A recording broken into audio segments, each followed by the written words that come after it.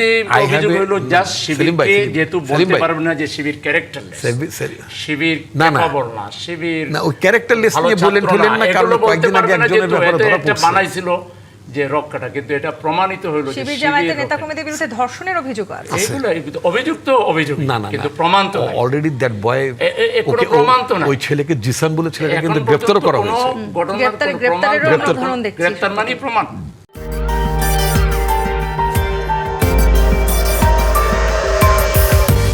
বিপ্লব মানে চেঞ্জ, বিপ্লব মানে নতুনত্ব, বিপ্লব মানে মানুষের জীবনের অধিকার প্রতিষ্ঠা করা, বিপ্লব মানে অন্যায় জুলুম সব ধরনের মানবতা বিরোধী কার্যক্রমকে রুখে দেওয়া, এটার নাম হচ্ছে বিপ্লব। তো সেই বিপ্লব যদি প্রতিদিন হয় আমরা তো খুশি, প্রতিদিন বিপ্লব হোক, প্রতিদিন মানুষ চেঞ্জ হয়ে যাক, প্রতিদিন মানুষের মধ্যে ইতিবাচক পরিবর্তন আসুক, এটা তো আমরা চাইবই, এটা নিয়ে ভয় পাওয়ার কিছু কারণ নাই। কথা যেটা হচ্ছে যে সমস্যাটা তৈরি করেছে বিএনপি। আসল গোড়ায় গলত থাকলে, বিসমিল্লায় গলত থাকলে আপনি কোনো কিছু ঠিকঠাক করতে পারবেন না। কী গলতটা করেছে? এইবার নির্বাচনের আগে এবং নির্বাচনের সময়ে যে ঐক্য রাজনৈতিক দলগুলোর মধ্যে এবং জনগণের মধ্যে তৈরি হয়েছিল, বাংলাদেশের ইতিহাসে এত বড় ঐক্য আর কখনো হয়নি। কী ছিল? আমরা সংস্কার চাই, আমরা পরিবর্তন চাই, আমরা নতুন একটা বাংলাদেশ চাই। যে গণ আকাঙ্ক্ষার ভিত্তিতে নির্বাচনটা হলো। কথা ছিল নির্বাচিত সংসদ সদস্যরা তারা যেমন সংসদ সদস্যের শপথ নেবেন, একইভাবে সংবিধান সংস্কার পরিষদের শপথ নেবেন। কিন্তু বিএনপি বিসমিল্লায় গলত করে 5 কোটি মানুষের ম্যান্ডেটকে নোট অফ ডিসেন্ট দেয়া ছিল। এটা আপনার কথা, নোট অফ ডিসেন্ট ভোটের মাধ্যমে, বিএনপিরও কথা নাই, ভোটের মাধ্যমে নোট অফ ডিসেন্ট এটা শেষ হয়ে গেছে, কোনো নোট অফ ডিসেন্ট নাই।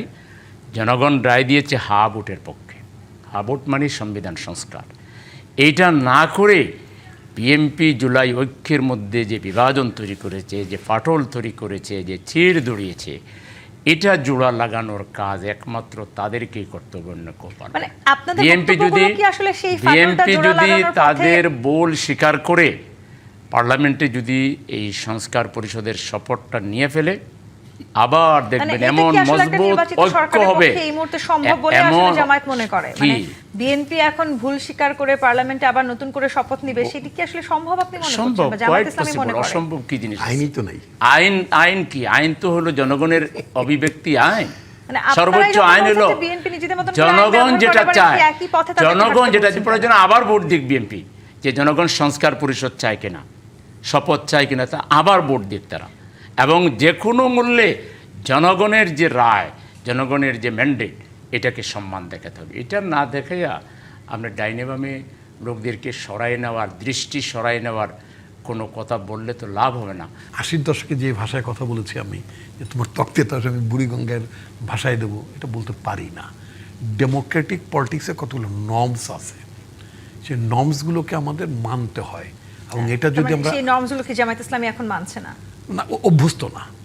ওটা হচ্ছে যে এটা 15 বছরের একটা রোগ আছে। মোহাম্মদ সালামউদ্দিন তো বললেন যে আপনাদের আসলে জাতির কাছে মাফ চাওয়া প্রয়োজন, মাফ চেয়ে আবার নতুন করে শপথ নেওয়া প্রয়োজন।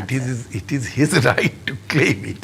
উনি এটা দাবি করতেই পারেন। আমি ওনার দাবিতে আমি ওনার সাথে ভিন্ন মত পোষণ করেই করতে পারি, কিন্তু আমি ওনার মতকে তো সাপ্রেস করব না।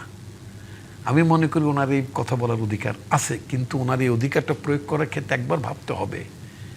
ওই যে তুমি একবার আসিয়া যাও মোরে কান্দাইয়া, মানে বিএনপি সরকারকে যদি এর মধ্যে কি চলে যেতে হয় নাকি একটা বলছে না, তাহলেও মানে বিরোধী দল দায়ী নয়। মনে রাখতে হবে যে বিএনপি একটা ইলেক্টেড গভর্নমেন্ট। এই দেশের জনগণ বিএনপির যে প্রাপ্ত ভোটের সংখ্যা, সেটাও প্রায় 50%। এটা একটু মাথায় রাখতে হবে। প্রতিটা বিপ্লব একটা নতুন সম্ভাবনার দ্বারকে উন্মুক্ত করে। বিপ্লব শব্দকে নেগেটিভভাবে নেওয়ার কোনো দরকার নেই।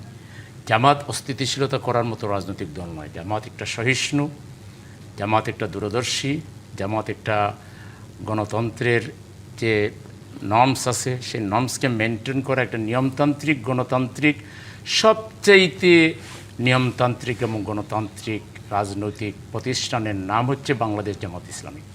জামাত ইসলামী যথেষ্ট যে কিন্তু মির্জা ফখরুল ইসলাম আলমগীর যথেষ্ট বলেছেন জামাত একটা ভদ্রতা, regimented political party। যথেষ্ট ভদ্রতা, উদারতা, সহিষ্ণুতা, পার্লামেন্টারি প্রসিডিউর, নর্মস সব মেনটেন করে পার্লামেন্টে বিরোধী দল হিসেবে তার যথাযথ সার্থক সাহসী ভূমিকা পালন করছে।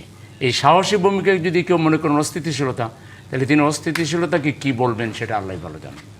আমরা কোনো অস্থিতিশীল পরিবেশ চাই না। আমরা চাই এই সরকার 5 বছরের মেয়াদ পূরণ করুক, কিন্তু তারা যদি ভালো কাজ করে আমরা ওয়েলকাম জানাবো, সহযোগিতা করব। কিন্তু তারা যদি অন্যায় করে, তারা যদি 100 দিনে 600 খুন করে, তারা যদি শিশু ধর্ষণ এবং নারী হত্যা এবং নারীর অপমান বন্ধ করতে না পারে, এবং তাদের নেতাকর্মীরা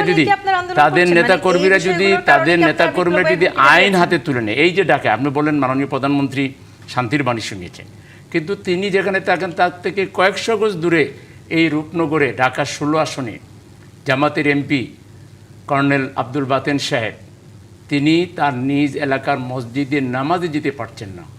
নামাজে যাবেন শুনে কিছু কর্মী এখানে আসছে দেখার জন্য, সেই কর্মীদের উপরে বিএনপির নেতাদের নেতৃত্বে যুবদল ছাত্রদল এই রূপনগরে ঢাকা 16 আসনে গত পরশু বিরাট আক্রমণ করেছে। ওখানে আমাদের কাউন্সিলর প্রার্থীকে তারা মেরে ফেলার উদ্দেশ্যে আক্রমণ করেছিল, চপল তাকে মেরে ফেলার জন্য আক্রমণ করেছিল। তিনি সিরিয়াসলি উইন্ডেড হয়েছেন। তা আপনি বলছেন শান্তির বাণী শোনাচ্ছেন, তো তার পাশে আমিনুল হক সাহেব তো ওনার প্রতিমন্ত্রী, উনি মাননীয় প্রধানমন্ত্রীকে ফলো করছেন না কেন? তাহলে আপনি কথাটা যতবার বলছেন, ঠিক তার সাথে সাথে এটাও তো বলা দরকার যে প্রধানমন্ত্রীর কথা যে তার দলের লোকেরা শুনছে না, এই বিষয়টা আমাদের। সেজন্য জামাত ইসলামীকে ব্লেম গেম করার আগে সবাইকে অনুরোধ করবো যে জামাত ইসলামীর ইতিহাস পড়ে দেখুন। জামাত ইসলামী সবচেয়ে একটা নীতিবান দায়িত্বশীল রাজনৈতিক দল, যারা ডেমোক্রেসিকে লালন করে ধারণ করে, ডেমোক্রেটিক নর্মসকে যারা প্র্যাকটিস করে এবং অত্যন্ত মার্জিত, রুচিশীল, দায়িত্বশীল, প্রগতিশীল, অত্যন্ত একটা দূরদর্শী রাজনৈতিক প্রতিষ্ঠানের নাম হচ্ছে বাংলাদেশ জামাত ইসলামী। এটার বিরুদ্ধে কেউ টুনকো একটা অজুহাত দিলে মানুষ বিশ্বাস করবে? এই দিন আর নাই। এগুলো অনেক করা হয়েছে, এগুলো আর লাভ হবে না। আপনাদের দলের কর্মীদের মধ্যেও যেমন রক্কাটা লোক ছিল, মানে মার্ডার করার ঘটনা রাজশাহী বিশ্ববিদ্যালয় শুরু করে অনেক ঘটনা ঘটেছে। দেখছেন রিপুন ভাই, না শোনা কথা বলতেছেন? আমি বলছি এভিডেন্স, পত্রিকার শোনা কথায় তো আপনার মতো রাজনীতিবিদ আলোচনা করেন। আপনি এত দীর্ঘ রাজনীতি দেখছেন, কোন জায়গায় শিবিরের ছেলে আমার সামনে তো শুনেছেন? না, শোনা কথা কিন্তু বলা ঠিক না। যেহেতু বলতে পারবেন না যে শিবির ক্যারেক্টারলেস, শিবির খবর না, শিবির ওই ক্যারেক্টারলেস নিয়ে বলেন ফেলেন না, কারণ কয়েকদিন আগে একজনের ব্যাপারে ধরা পড়ছে বানাইছিল যে রক্ষাটা, কিন্তু এটা প্রমাণিত হলো যে শিবির জামায়াতের নেতাকর্মীদের বিরুদ্ধে ধর্ষণের অভিযোগ আছে। এগুলো অভিযোগ না, কিন্তু প্রমাণ তো নাই। অলরেডি দ্যাট বয়, ওকে প্রমাণ তো নাই। ওই ছেলেকে জিসান বলে ছেলেকে কিন্তু গ্রেফতার করা হয়েছে। গ্রেফতারের উদাহরণ দেখছি। গ্রেফতার মানে প্রমাণ।